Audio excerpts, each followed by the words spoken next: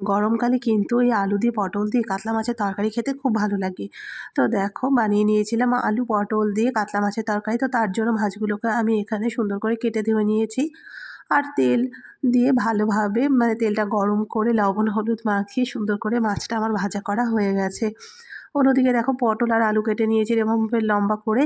তো এগুলোকে ভালো করে ভাজা করে নিচ্ছি আর তেলের ওপরে জিরে, শুকনো লঙ্কা দিয়ে নিয়েছি, পেঁয়াজ, কাঁচা লঙ্কা দিয়ে আদা আর রসুন বাটা দিয়ে ভালো করে মশলাটা একটুখানি কষিয়ে নিচ্ছি যতক্ষণ না কাঁচা গন্ধটা চলে যায়। আর তারপরে দেখো লবণ আর হলুদ দিয়ে নিয়েছি।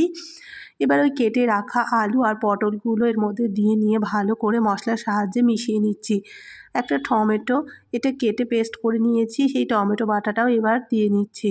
এবার দিয়ে সমস্ত কিছু দিয়ে ভালোভাবে কিন্তু সুন্দর করে মিশিয়ে নিচ্ছি। আর তারপরে দেখো পানি গরম করে এর মধ্যে দিয়ে দিয়েছি সেদ্ধ করবার জন্য। তো এই দেখো পানিটাও গরম করে দিয়ে দিচ্ছি। আর যখন ফুটে আসবে যে মাছগুলো ভাজা করে রেখেছিলাম সেই মাছগুলো এবার এর মধ্যে দিয়ে দেবো।